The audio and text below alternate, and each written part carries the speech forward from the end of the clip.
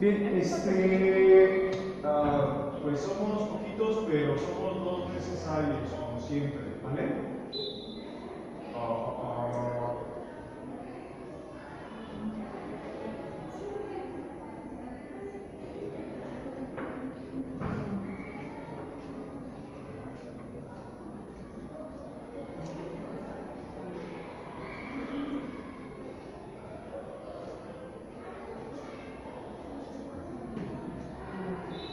Bien, vamos a darle. Bien, la temática, el tema como tal, sí es mandar una convocatoria. Sí. Ahí venía. Sí, tal. ¿Qué se les ocurre a ustedes, pase? Depende del contexto, eso es muy cierto, ¿no? Pero cuando se oye decir, vamos a hablar de sexualidad, ¿qué se le ocurre por acá, mamá? ¿Qué se le ocurre? Nos pasamos una hora. ¿Qué se le ocurre a usted? No, ¿a usted? ¿Sexualidad? ¿Qué se le ocurre?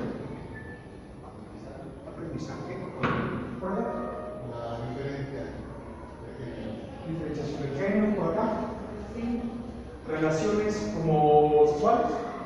Coito, excitación, sexualidad, todo eso. Por allá, mamá. ¿Qué se le ocurre? Sexualidad, la palabra sexualidad, lo primero que se le viene a la mente. Hombres, mujeres, diferenciación de género. Ok, por allá. ¿Qué define un hombre o una mujer? Definición. Ok, bien. ¿Y erótica? Porque también se ve muy interesante, o es lo mismo. Por allá, ¿qué opina? ¿Es lo mismo? Erótica, sexualidad. El erotismo pues es los que trabajan en sexo, en pornografía, todo eso. Ok, bien, por allá tenemos una perspectiva. Por acá, erótica, ¿es lo mismo?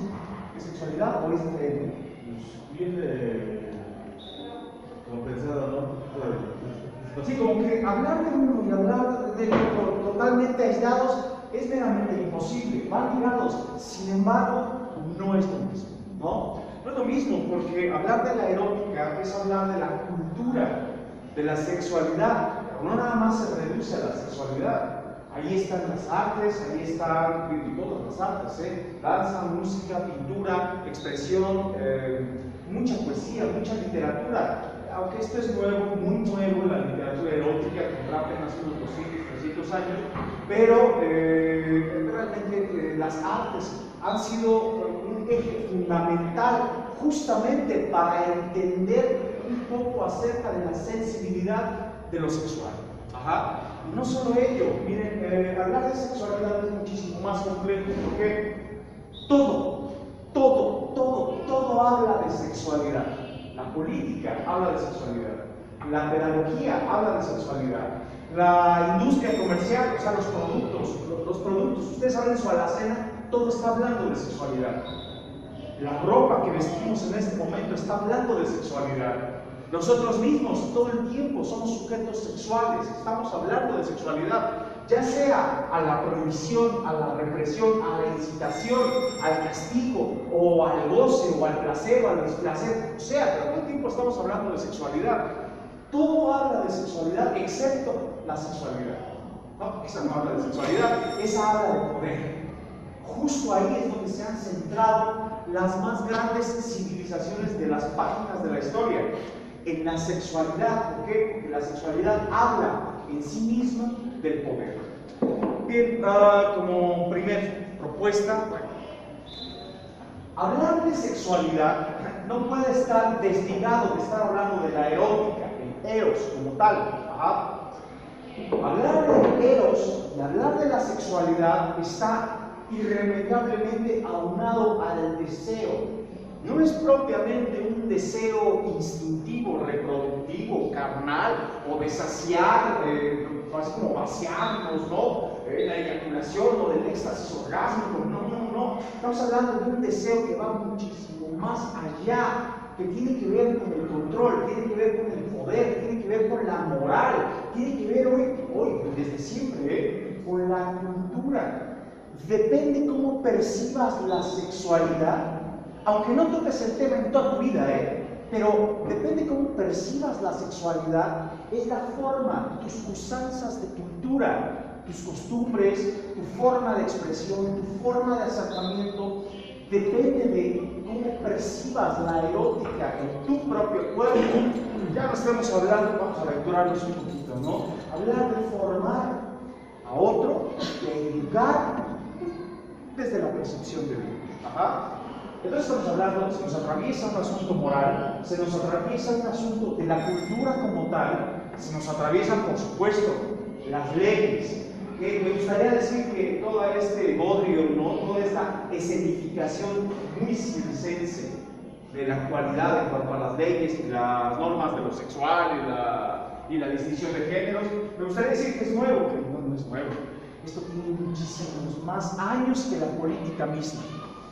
Cosas que pasan.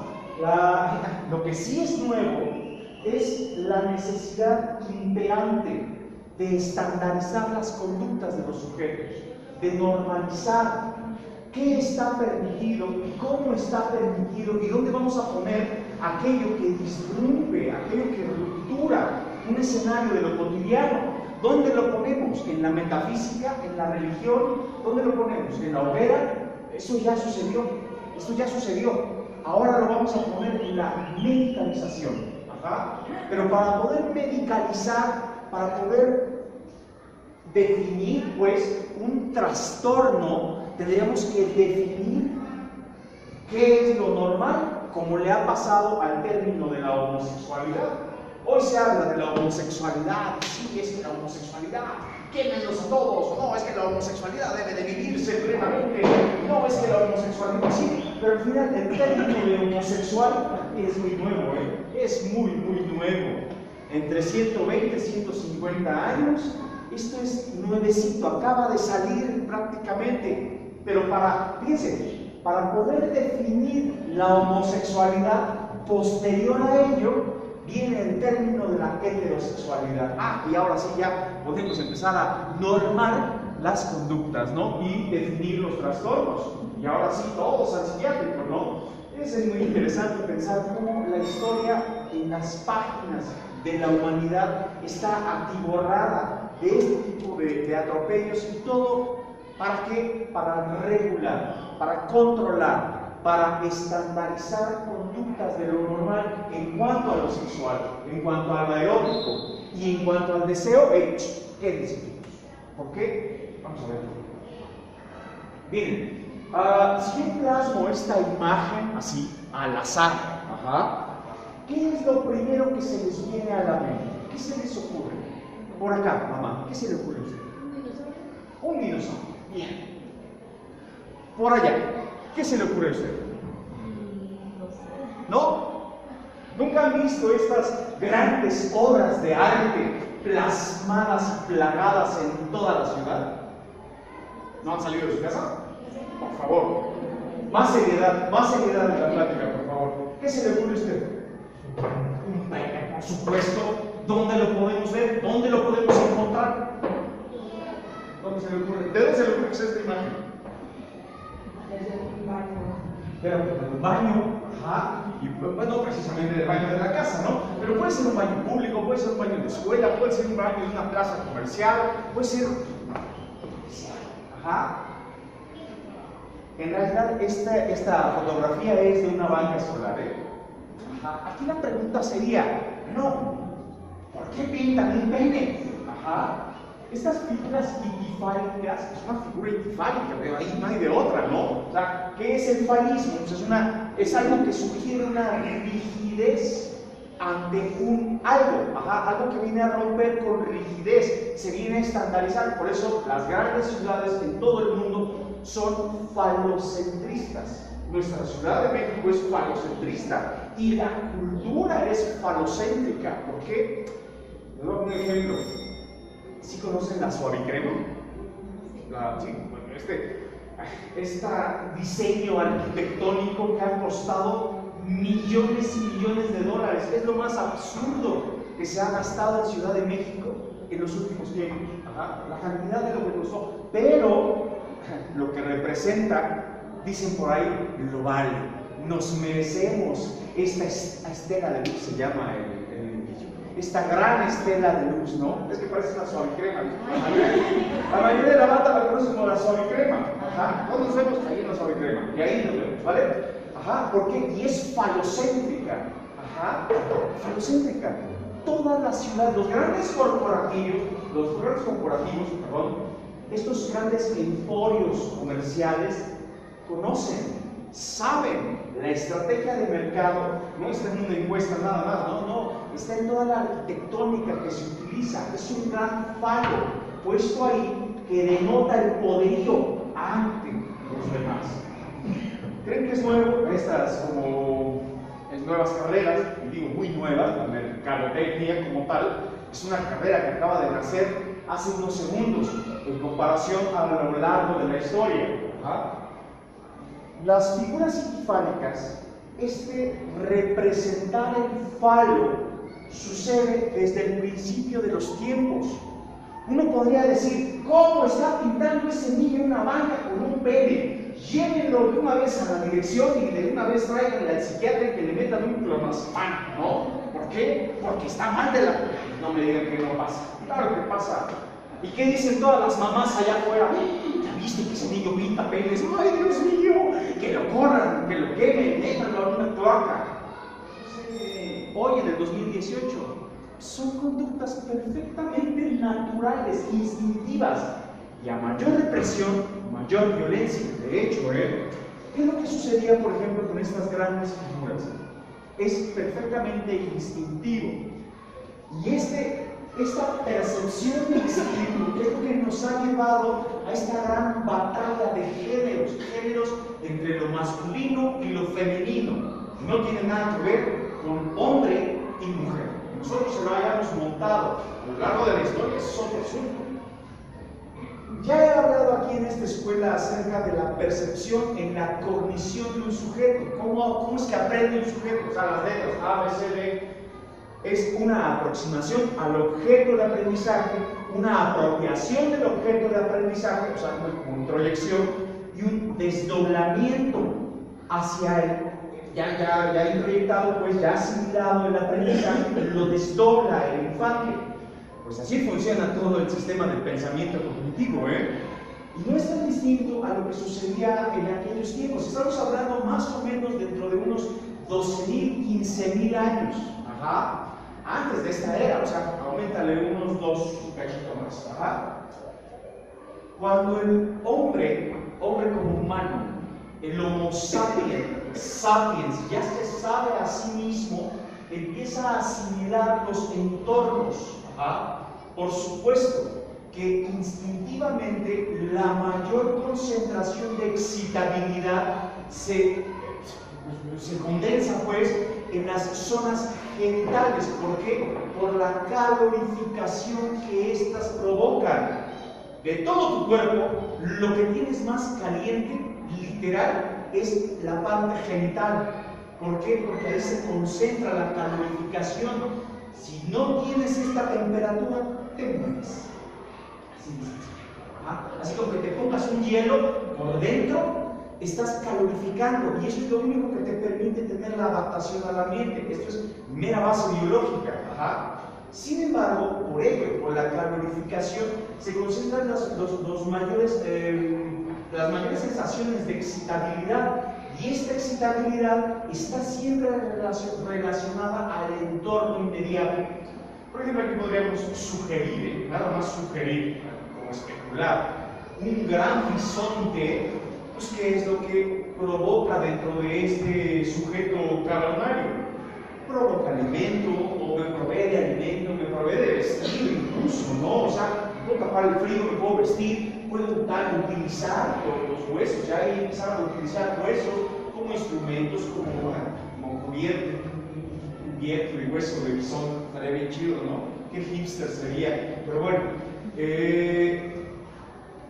la representación del empoderamiento hacia ese entorno es el falo. Y este tipo de figuras son perfectamente naturales. ¿Qué podría ser lo disruptivo en un chavito o una chavita que no puede todavía asimilar o no quiere asimilar, o su cultura, la trae, no le permite asimilar la adaptación del entorno? siente que esto es necesario, sí, siente que ahí se le brinda un poco de placer, sí, pero la excitabilidad puede ser que se esté en un asunto de rivalización con el docente. Al final, el docente también tiene una erótica. La erótica está en la conducta. Él tiene el falo del saber y el falo del poder. ¿Por qué? Porque es el sujeto que te dice: cállate, siéntate, anota, escucha, saca, guarda, limpia, o ordene, o acomódense, fórmense, en círculo. Eso es poder. Es erótica, y depende de cómo lo hacen, es una erótica también. Puede ser una erótica sensual, o puede ser una erótica violenta. Hay una erótica. Claro que el chavito no te va a decir la ficha técnica, pero algo intuye. Y ya Juan Bartoló estaba ahí como medio poniendo atención, escuchando lo que estaba diciendo el profesor, y de repente, ¡zas!, pintó un falo. Y si tú le preguntas a un niño: ¿por qué pintaste eso? Así, ¿qué te va a decir? ¿No? Así como, vamos, no, la huida más fácil, sí, no sé.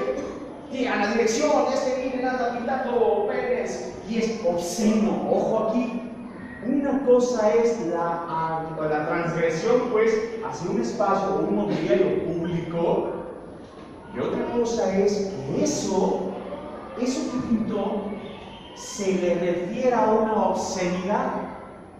Y es aquí el gran atropello en la percepción de lo sexual, lo sexuado, todo aquello que contiene una carga simbólica acerca de lo sexual, pareciera que es perverso.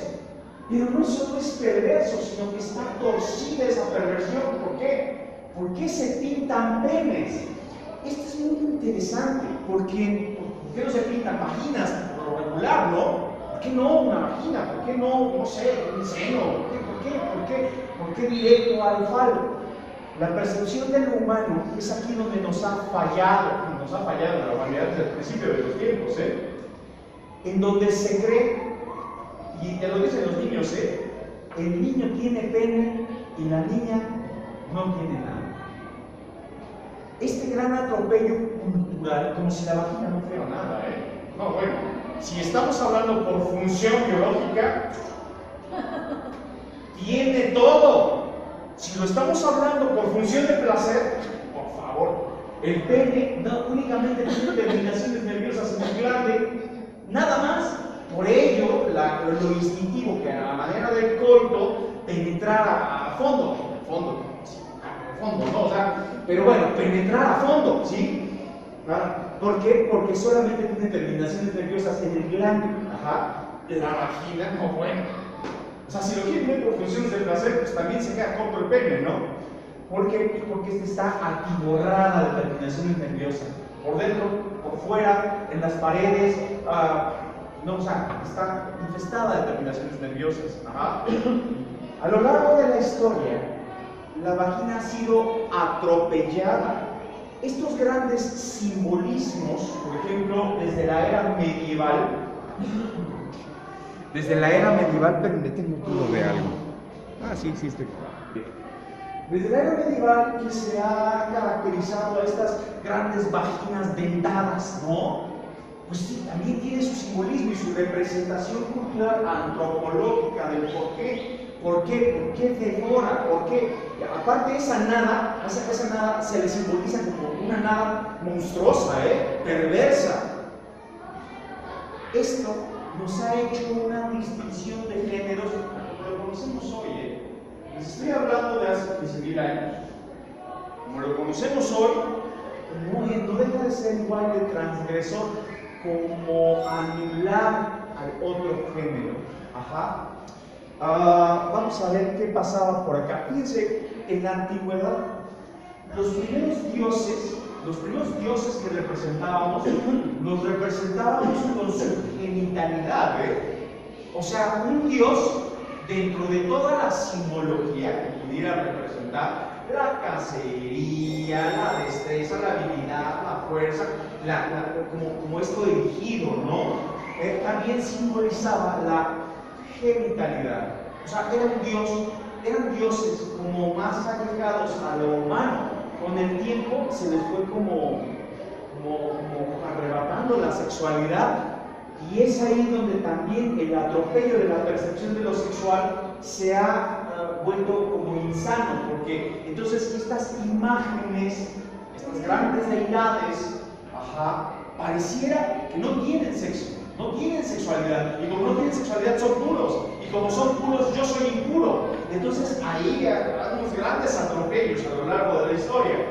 Estos falos, estos grandes falos, siempre se representaban en los clanes, y en un clan en donde lograban ver una columna, llegaban los del otro clan, y si la columna era más grande que la de ellos, mira, ni te metas en ellos. O úneteles, y entonces el falo crece. Era como en esa representación.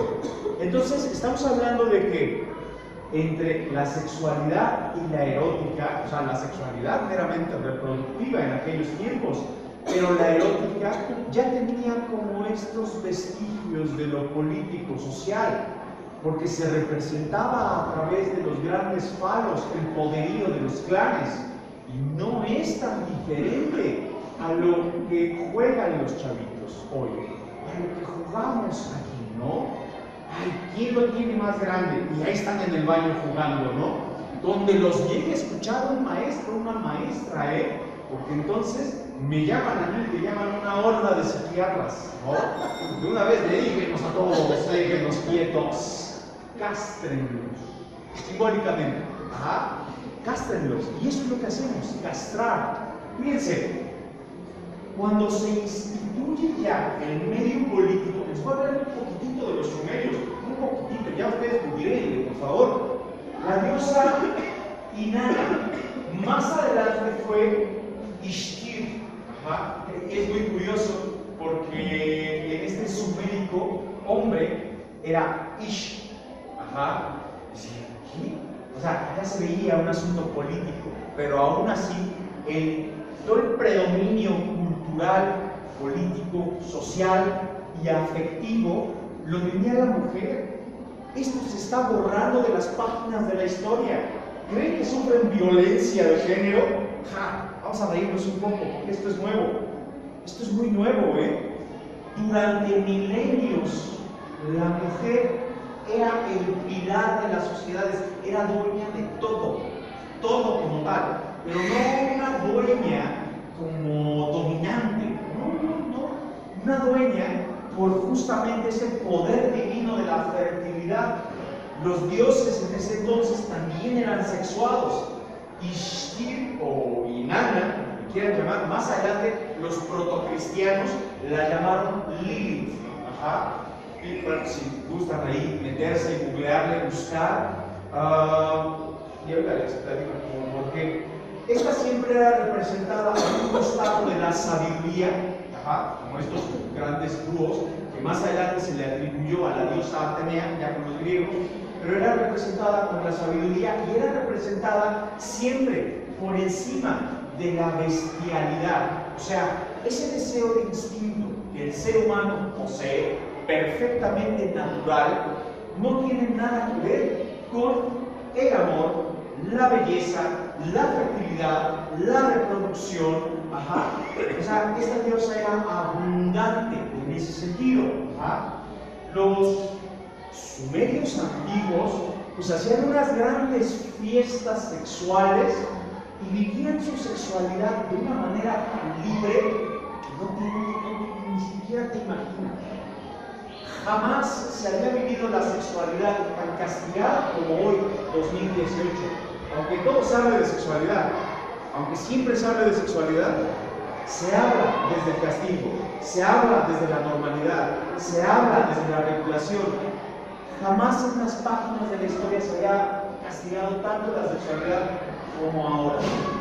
Ni en los sumerios, no sabemos si los cavernarios, que no hay mucho de esto, pero los sumerios no, Pasaba algo bien interesante con la onda sumérica. Estos primeros vestigios de lo que es una relación monogámica. Si se preguntan, bueno, ¿y a quién se le ocurrió que uno y uno, ¿no? Y tú y yo forever, siempre, ¿no? los sumerios pudieron haber tenido que ver con esto, ¿saben?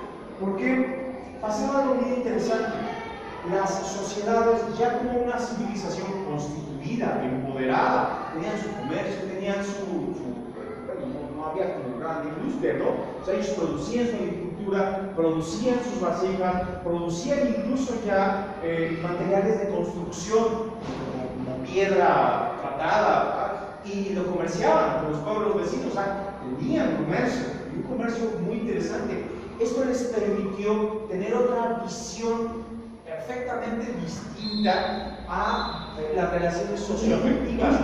Nace, me atrevo a decirlo así, nace la relación monogámica. Ubican la monogamia, ¿no? O sea, solamente dos, ¿sí? Tú a mí, yo a ti, ¿vale? Pero en la sexualidad, y aquí sí hay mucha información, sería totalmente diferente. Sí, es una relación monogámica, pero tú eres libre de tener tus prácticas sexuales con sumerios o sumerias. Recuerda que la homosexualidad es nueva, ¿eh? Estoy hablando de hace 7000 años. Podrías tener tus encuentros con sumerios, con sumerias, y mira, la cosa aquí es que tú y yo estamos en una relación, vivimos juntos, tenemos acuerdos.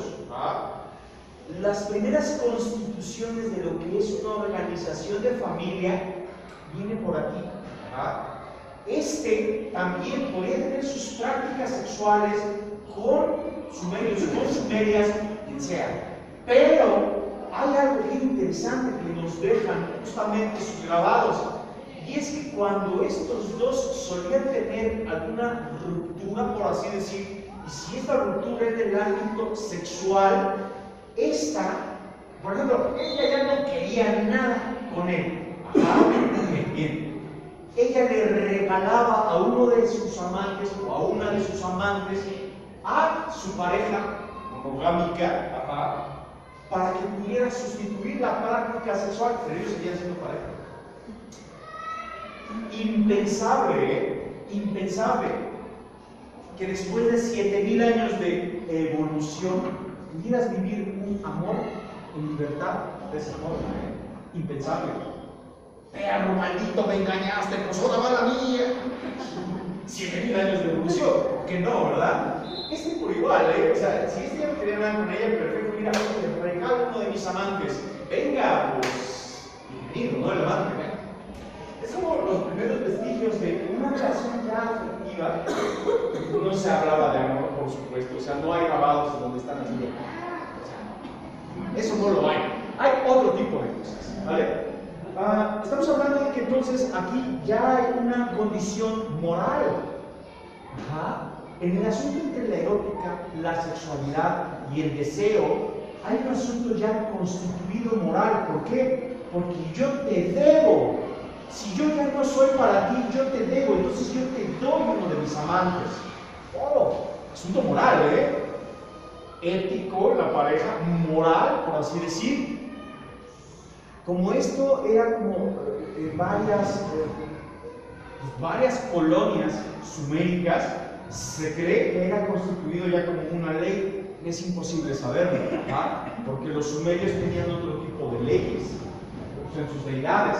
Más adelante, los sumerios los llevó atrás de su propio comercio, ¿sale? Esas grandes dinastías que estuvieron, son 5 grandes dinastías suméricas, y la quinta dinastía fue la perdición. Sumeria se fracturó, se dividió, algunos hacia Egipto, otros hacia Mesopotamia, otros hacia Asia, y otros llegaron hacia lo que hoy conocemos como Grecia, otros hacia Roma, y a partir de aquí conocemos la historia como la conocemos en cuanto a la sexualidad.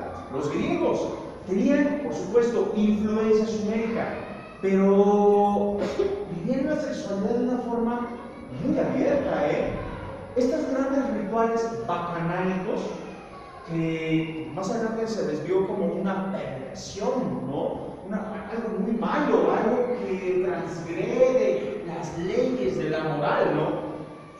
No eran fiestas nada más sexuales, eran fiestas literarias, de alcohol, vino, de poesía, de arte, de danza, del cuerpo, de la sexualidad, por supuesto, y en todos esos rituales, por supuesto, estaba condensada la erótica. Estos grandes rituales bacanálicos eran un festín. Se le atribuía al dios Dionisio. Ajá. Sin embargo, dentro de las deidades, por ejemplo, griegas, está esta, que es la diosa Venus, ¿no? Afrodita para los romanos, ¿no? Perdón, Venus para los romanos, Afrodita para los griegos. Es de la mitología griega. Venus es para los griegos, Afrodita para los romanos. Esto ahorita me lo investigo, si no, investíguenme, por favor. Pero es muy curioso pensar que esta diosa, la diosa de la belleza, la diosa de la fertilidad, nace a partir de la tragedia. Una tragedia babilónica, tal vez, sumerios, de esta gran dinastía, los babilonios, y es que la influencia pareciera que guarda las páginas de la historia en cuanto a la sexualidad. La mitad de esta Sumeria antigua, de esta gran Babilonia antigua, la mitad se volvió monogámica y la mitad se volvió en otros como rituales. Un comercio sexual que más adelante, hacia Asia, se vuelve Sodoma y Gomorra. ¿Sí han escuchado de Sodoma y Gomorra, no? Era como entrar a un antro VIP también, porque no cualquier comerciante podía entrar. Eran condicionados al consumo. Hay que recordar que su influencia fue de comerciantes y ellos encontraron en estas grandes ciudades no nada más las prácticas sexuales, otro tipo de prácticas también que pues, comerciaban. Dicen por ahí los textos bíblicos que ardió en llamas como castigo. Dicen por ahí los astrólogos, apenas en el 2009, que un meteorito en la constelación pisciánica de Piscis se estrelló ahí y por eso tembló, se fracturó y todo ardió. Yo no le creo nada a nadie, pero ustedes, por favor, investiguenlo, ¿sale? Es muy interesante pensar cómo, sí, efectivamente, estas dos ciudades tenían, aparte de una gran influencia sumérica, estas dos ciudades eran enemigas de todo el mundo, o todo el mundo era enemigo de ellos. ¿Por qué? Por sus prácticas, y no solo por sus prácticas, sino porque no me invitan. Así de sencillo, no cualquiera entraba a estas ciudades, nadie. Si no vas a gastar esta cantidad, si no tienes, o si no tienes un linaje, no puedes entrar. Por eso tenían tantos enemigos estas dos ciudades. Los griegos no iban a cometer este error. Por eso, la diosa de la fertilidad, la diosa de la belleza, la diosa del amor, era hija de un dios varón, Zeus. Pero aparte de ser hija de Zeus, ella nace a partir de la tragedia. Hera y Urano, copulando todo el tiempo, ordenando el mundo. Gea le pide a Saturno que le rebane los testículos a Urano para que ya no le embarazara más. Este acto provocó que los mares se llenaran con una mezcolanza de semen y sangre, y justo a las orillas del mar se crea esta gran espuma de donde sale una concha y nace la diosa Venus. Muy interesante. El amor, la sexualidad, ya viene con un sentido de castración culturalmente y políticamente. Si vamos a hablar de los griegos, vamos a hablar de un asunto político también. La política que idealmente debíamos de llevar hoy como república, pues es una formulación de los griegos. La hemos llevado a la práctica. Incluso los propios griegos sabían que tenían una deficiencia, una gran deficiencia en la república. Y no solo eso, si ya bien ella era la diosa del amor, la diosa de la belleza, la diosa de la fertilidad, Eros era un poquito más certero en su tino. Un dios, semidios varón, hijo de la gran diosa, ¿para qué? Para poder normar este asunto político-cultural. Se sugería, lo creo, es asunto político, ¿se han enamorado? Sí, se han enamorado. ¿Sí? Espero que sí. Porque si se han enamorado, saben de lo que les estoy hablando. No es solamente, ay, pues me la pasé bien, chido, a ver cuando nos vemos. No. Eros era muchísimo más certero, literal, quedabas flechado, la flecha te atravesaba. Ajá. Y hasta cómo huele, es más, a la distancia, tú lo ves sacarse el moco y dices, es encantador. Estás flechado, la alteración de la percepción es brutal, ¿sí? Algo te pasa, estás flechado, estás como drogado. Los griegos tenían que representar a esta erótica, y dentro de ellos, ya como en estos rasgos de las conductas humanas, no era tan diferente a lo que pasa hoy. Ellos representaban, por ejemplo, a los sátiros. No sé quién sabe de aquí por la luz, pero mírenle, los sátiros, mitad hombre, mitad bestia. ¿Qué es lo que representaba? Justo el linaje de la civilización ya como humano, pero estos grandes deseos carnales, instintivos. Se decía que los sátiros, y de ahí viene la palabra satírico, sátiro, no controlaban y no tenían por qué, no tenían fin para su apetito sexual, pero estaban las ninfas por otro lado. De ahí el nacimiento, el surgimiento de este término de ninfómana, de las ninfas. Estas ninfas, por lo regular eran representadas como adolescentes, como muy jovencitas. ¿Por qué muy jovencitas? Los griegos decían, fíjense, en este no conocimiento y en esta transgresión desde el inicio de los tiempos, el niño tiene pene, la niña no tiene nada. Fíjense cómo viene a dar aquí, y aún por lo amable que eran los griegos, sugerían que las adolescentes, cuando llegaban a la adolescencia, justamente a la pubertad, se volvían locas. ¿No? ¿Por qué? Porque justamente querían poseer lo que se encuentren. De ahí también los mitos de estas vaginas dentadas, que fueron muy castigadas en la Edad Media. Las conductas de lo sexual eran muy castigadas. ¿Por qué? Es perfectamente natural. Obviamente que en aquel entonces no se metían tanto transgénico como nos metemos nosotros. Entonces sus adolescentes más o menos llegaban entre los 15 y 17 años y eran unos grandes festines, sí, se volvían locas.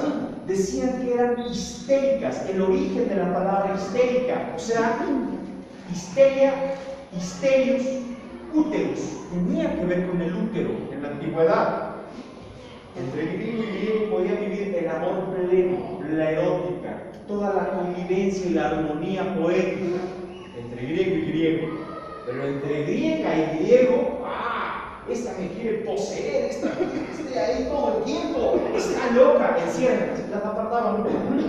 No creen que se esperaban ahí apartadas de la sociedad, nada más era quien las desposaba, no. Hacían unos grandes festines entre griegas era el verdadero amor. Lo otro era política, porque Grecia sabía que el amor se vivía entre griego y griego y griega, pero no te puedo reconocer como ciudadano hasta que no me traigas un griego.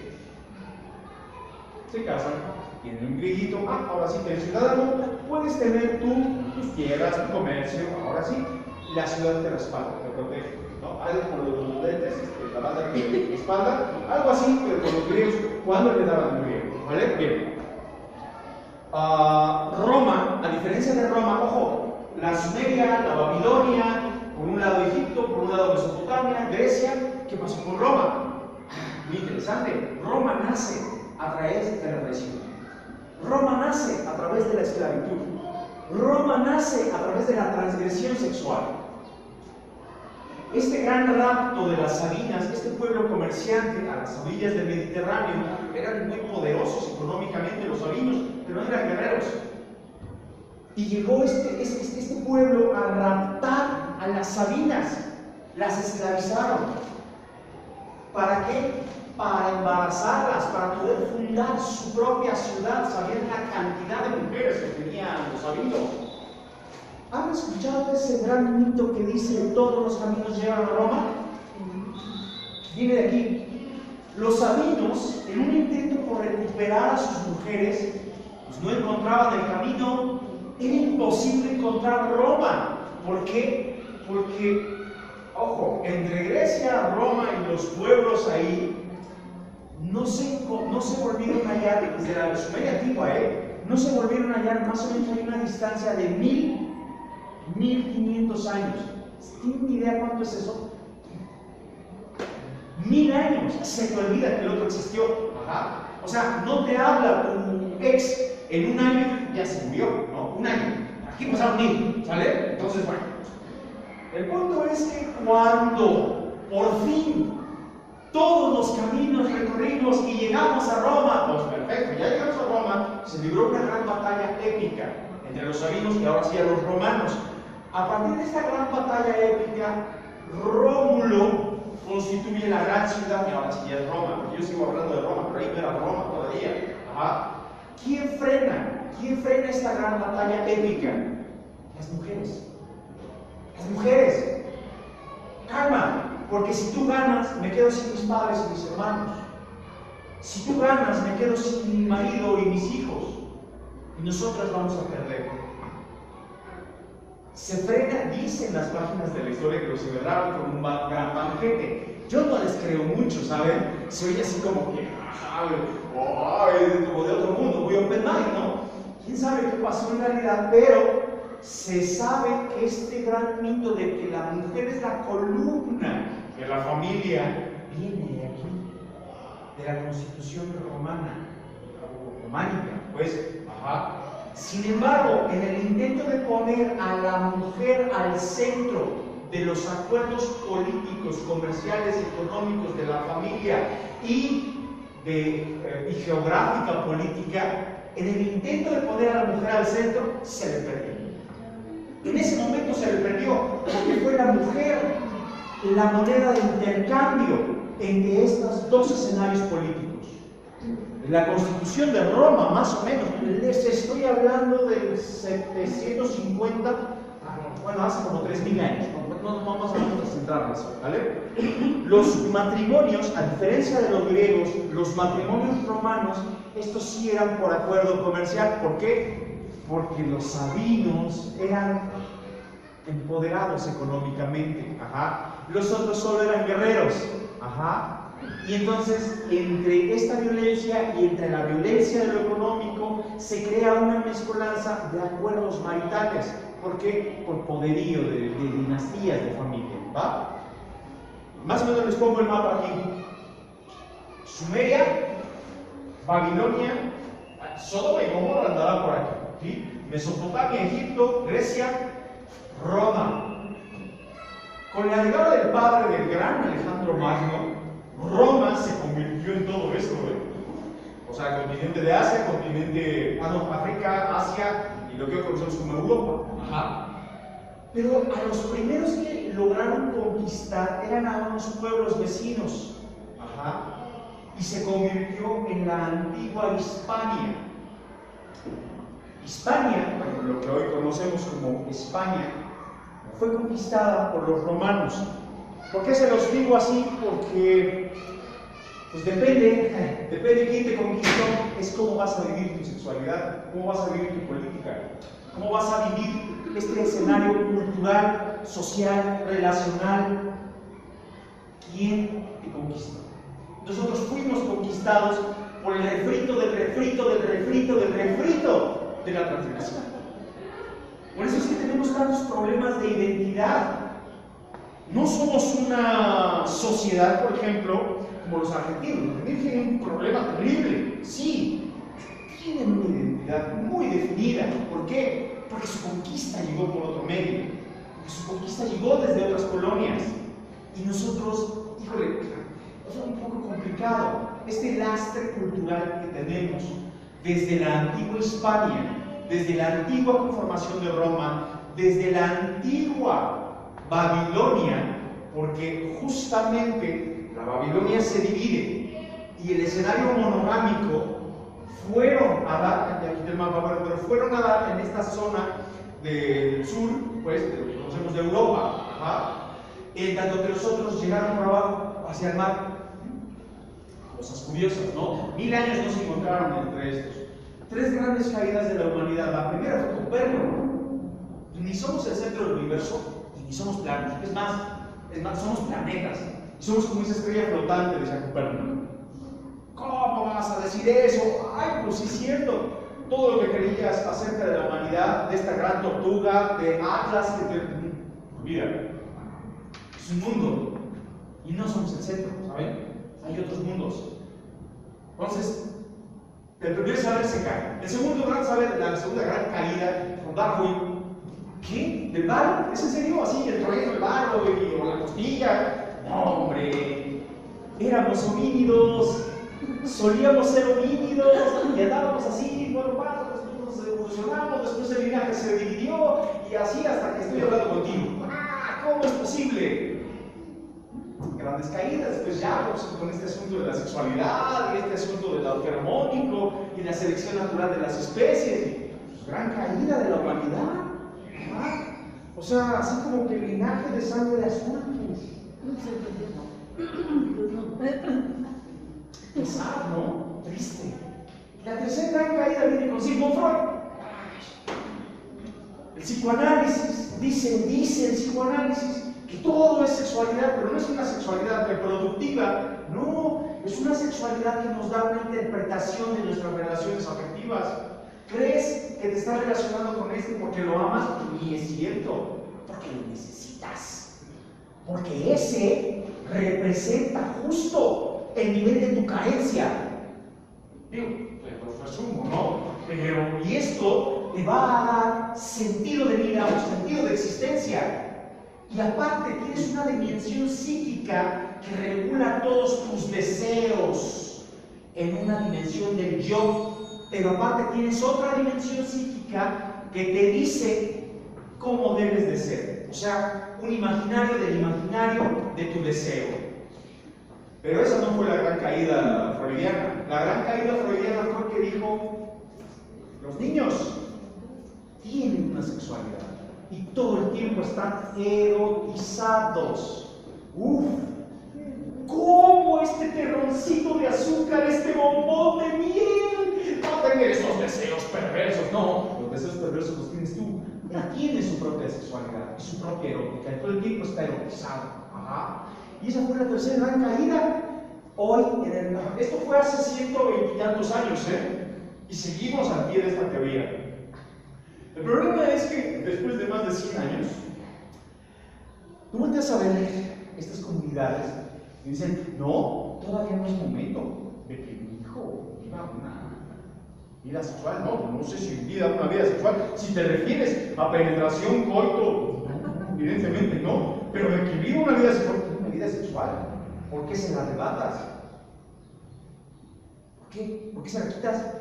Tiene deseos, tiene instinto, tiene este deseo perfectamente natural de la autoexploración. Más adelante, con esta onda absurda, médica, expresión masturbación. Ajá. O sea, en serio, es una masturbación. El nombre es agresivo.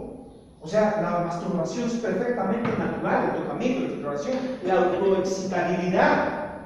Una persona que tiene un eje autónomo en su propio cuerpo, en su propio placer, o sea, tú lo ves y no es así como que, oh, te ves más turbado que ayer. O sea, pues no estás turbado, al contrario, lo ves y estás sonriente. No, pues sí, como que, ay, güey, estás chido con tu masturbación, no pasa un tip, ¿no? O sea, pero no lo ven así, no, porque desde la clasificación es transgresora. Es como una turbación, como algo perverso, como algo dañino. No te toques ahí. Todavía en un intento, pseudo intento de civilización, pedagogizar la sexualidad, es un gran fallo. ¿Qué les dicen? Ay, ya, el maestro o la maestra, ¿no? Ya vi que se está tocando. ¿Cómo le hago para que los otros 30 no se enteren de que se está tocando? Ven, mi amor, ve al baño. Acabas de rupturar mi estado orgásmico. Si el chavito lo pudiera decir, cállate, que estaba en pleno placer, tú vienes a interrumpir, ¿no? O estos chavitos que están en la clase y se están frotando con la botella de agua, con la lapicera o con la esquina de la banca. Chico o chica, O sea, hay una estimulación en el placer, en el deseo, en el cuerpo. Y las maestras Los maestros se sienten hasta se ponen atrás del escritorio, ¿no? ¿Quién tiene los deseos perversos? Sí. Y los papás no, empiezo con ustedes porque, hijo, satanizar el cuerpo, satanizar las conductas. Sí. Por ejemplo, a mí tengo mi niña, todas mis niñas son de guardería, y la maestra me la manda cada rato al doctor. Bueno, ya van varias veces que me la manda al doctor, porque mi bebé se aprieta sus piernitas de así, y se queda así, y suda, y después se duerme. Es tan. Entonces le digo, es que eso es una. Tiene 3 años, bueno, acaba de cumplir 3 años el bebé. Sí. Le digo, mi amor, acuéstate bien nada más. O sea, en casa yo le digo, acuéstate bien, se acuesta y se duerme tranquilamente. O sea, le digo, es que la maestra, o sea, por favor, es que se está frotando los genitales. Señora maestra, de verdad, no está haciendo nada la niña, simplemente se está durmiendo. O sea, cruza las piernas, se duerme y se acabó. ¿Qué le afecta a usted? Y no por eso necesito llevarla al doctor. O sea, por favor. Y creo que tampoco debería decirle que se recueste, ¿eh? Entonces, porque claro, su hija va a encontrar la ruta específica, propia, de cómo siente más placer. Quitarle a toda esta cochambre social, bueno, pues, relación. Maestra, creo que está sintiendo rico. Creo que está sintiendo rico. Así ya, si insiste, oiga, ¿no ha escuchado ese famoso lema ancestral de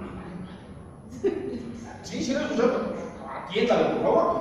Es que es muy interesante, o sea, su función es la madre protege, pero la madre no devora, porque si no, otra vez caemos en lo mismo, porque en el intento de proteger se devora a la docente, se devora a la hija y le arrebata el placer.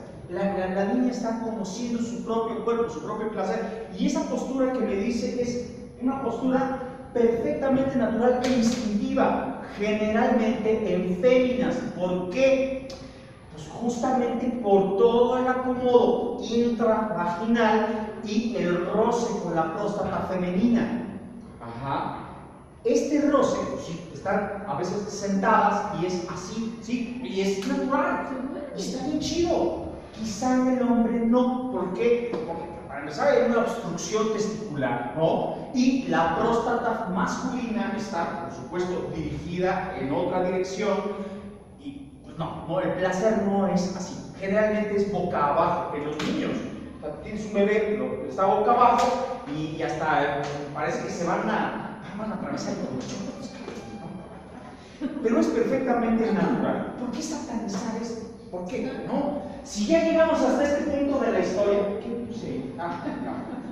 Si ya llegamos hasta este punto de la historia, bueno, el psicoanálisis propuso justamente romper con todo esto.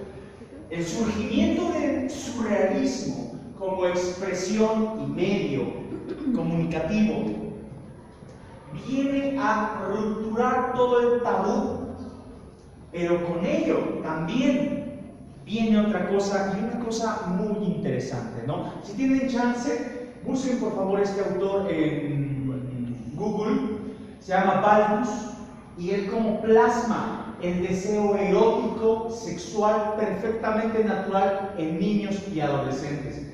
Ha sido criticado hasta que se han cansado, como si no hubiera mañana, lo han criticado, pero creo que su expresión es muy definible a lo que realmente sienten por dentro los chicos.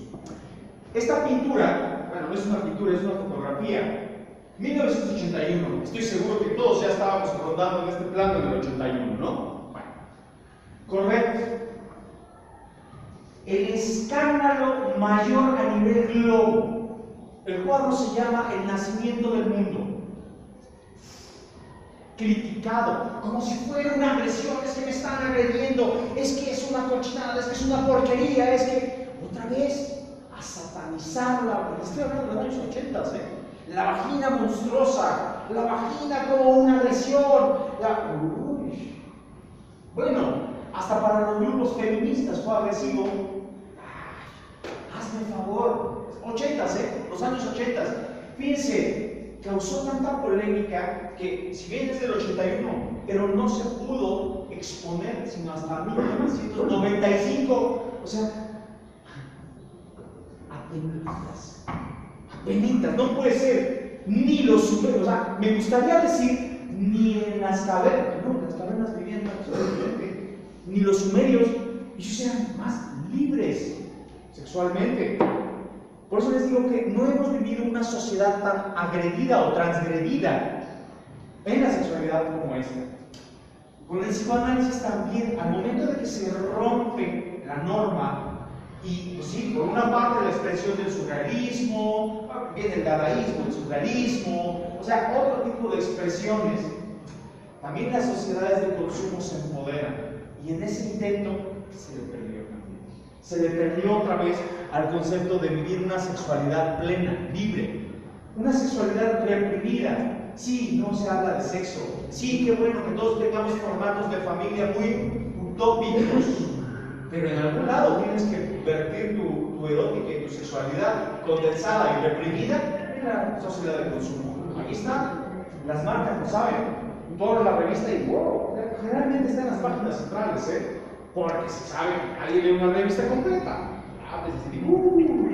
Se me antojó una canción y una canción feliz, ¿no? Pues mucha erótica ahí, pues eso que no has podido librar como condensación de la función de la libido, pues en algún momento un Orange Crush, ¿por qué no? De los años 80, ¿no? O sea, para todo hay mercado. Me voy a adelantar tantito por cuestiones de tiempo. Creemos que hoy, con la llegada globalizada de los internautas, los niños no tienen acceso. Ay, es que yo pongo el control de canales, ¿no? Mira lo que quieras. Neta, haz lo que quieras. Parte de cabeza, pon 3 veladoras, lo que quieras. Este tipo de imágenes están en todos lados. Fíjense, la estetificación de un cuerpo imposible de saciar.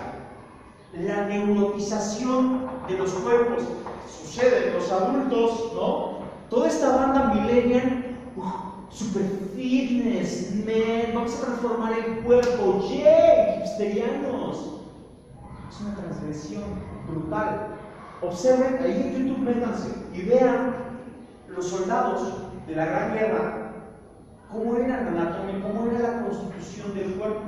Apenas en 100 años metabolizamos todo para llegar a ese superhombre, ese gran Capitán América, pero es un producto de consumo y lo consumimos. Y en el intento transgredimos el cuerpo. Y en el intento de transgredir el cuerpo, algo le pasa a esta condición de la sexualidad. De alguna forma diferente nos estamos relacionando. Los chicos también están avasallados de este tipo de imágenes en las cuales se identifican unos cuerpos inalcanzables, irreales, fantasiosos, en los cuales vierten, subliman la pulsión de instinto. Cada vez hay más niños en neurosis infantil, pero de la neurosis ya no se habla porque la neurosis no vende pastillas. La neurosis es tratable y entonces el sistema capital no es como revolvente, ¿no? Entonces, no, entonces ponle un trastorno, ¿no? Un trastorno disruptivo, un trastorno desafiante, ponle TDA.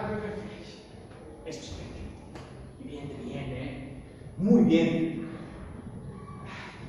Es un asunto solamente de sexualidad. Ahora, algo muy interesante, hablando del consumo, hablando del cuerpo, hablando de la sexualidad y hablando de las prácticas, hablando de la pornografía, es muy interesante. 14 años en escuelas, cuando se han hecho censos, los padres, las madres de familia se les pregunta: oiga, ¿qué tipo de pornografía consume usted? Hasta se les tuerce la cara. Así como,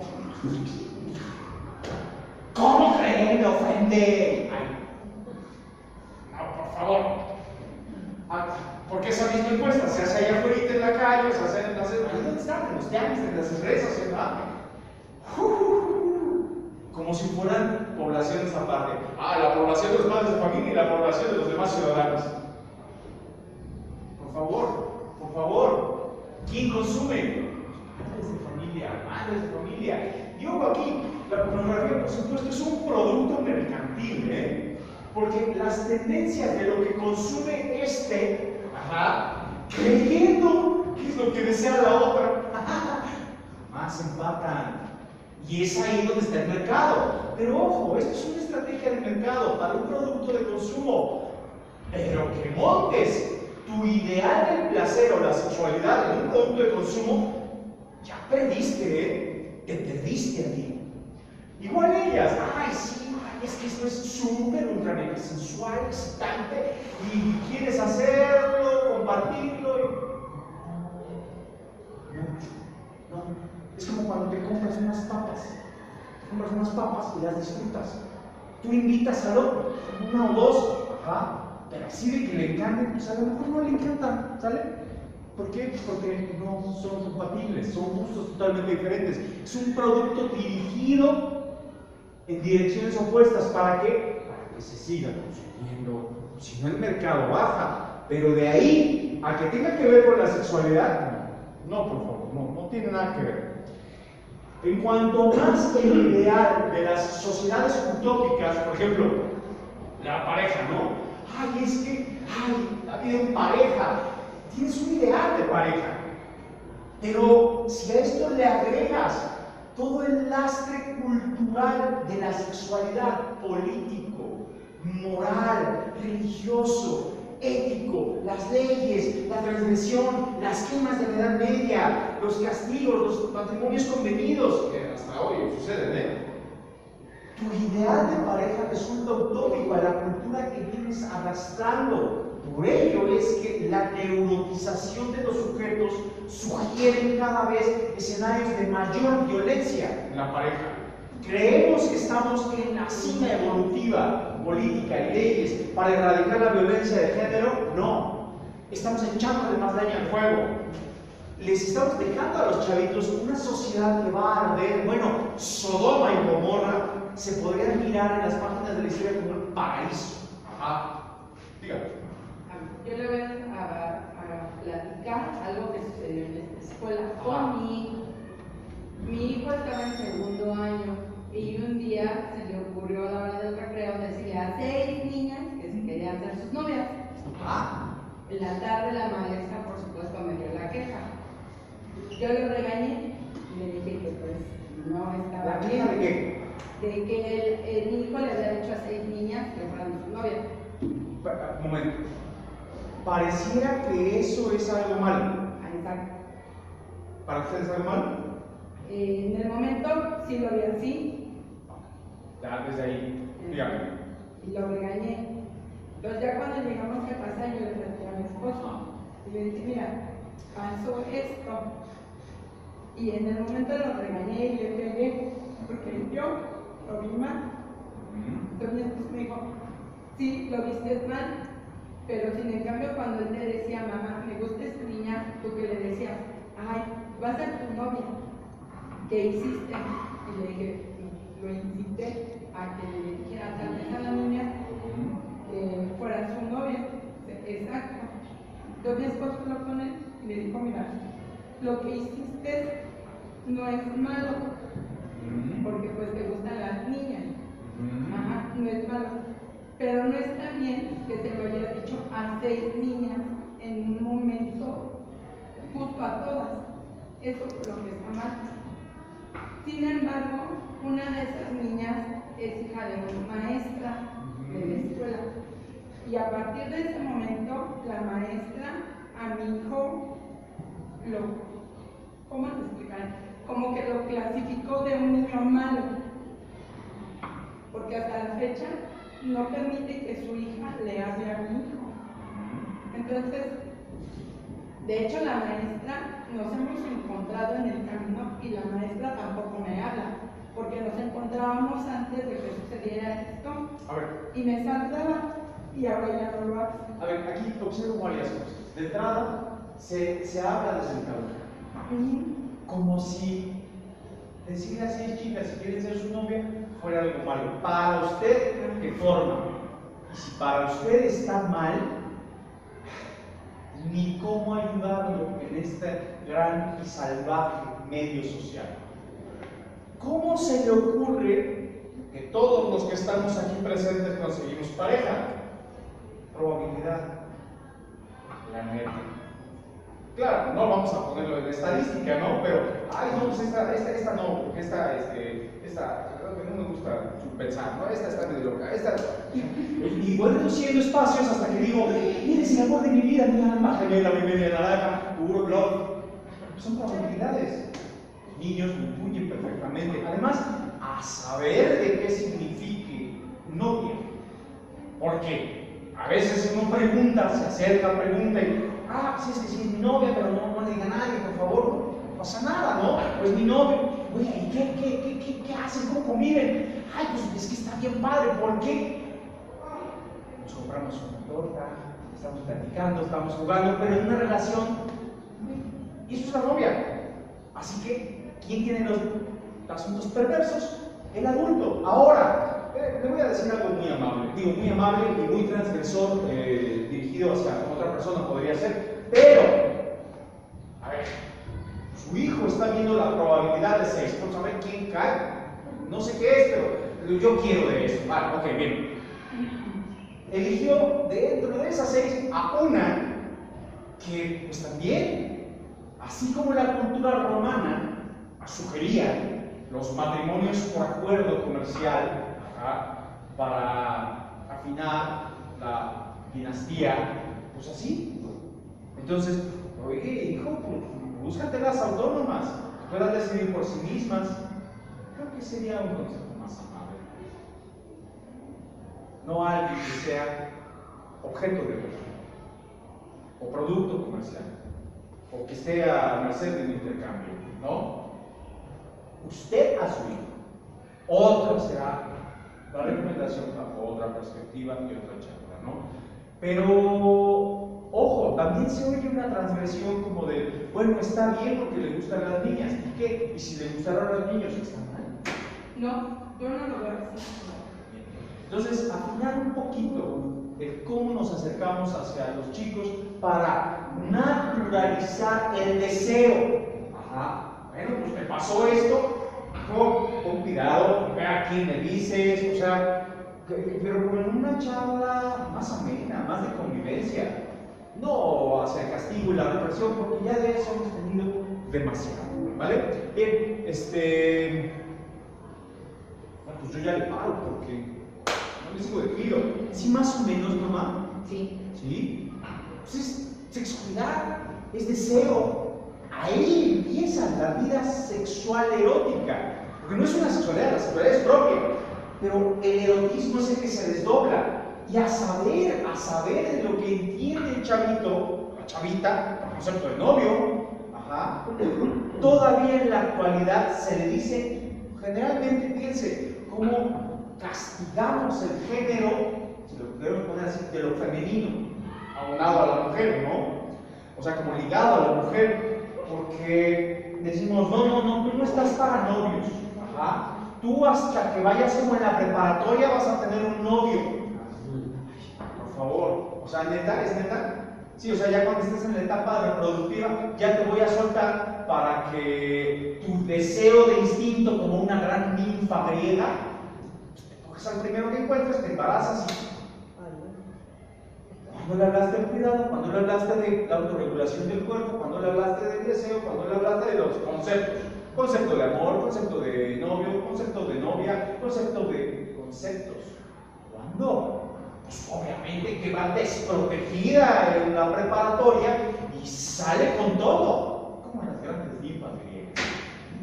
Y se encuentra con un sátiro, ¿no? Ese que todo el tiempo estuvo la mamá encima de ella. No, mi terroncito de azúcar, tú eres un bebé apenas. Yo tenía 17 años, ¿no? O sea, sale devorando lo que encuentre. ¿Por qué? Porque castigamos y reprimimos la curiosidad, el deseo. Lo decía la mamá, ¿no? O sea, ese natural cosquilleo, excitabilidad. O sea, la chavita que llega al orgasmo a sus 2 años, ¡oh, qué chido, por favor! Ni le digas nada, es más, ve, ya tiene tus asuntos. No sé, haz lo mismo en tu cuarto, ve, lava los trastes, a ver qué haces, pero déjala en paz. ¿No? ¿Les late? Les pasa muy bien. Ya, tocayo. Que les vaya muy bonito, ¿vale? Gracias.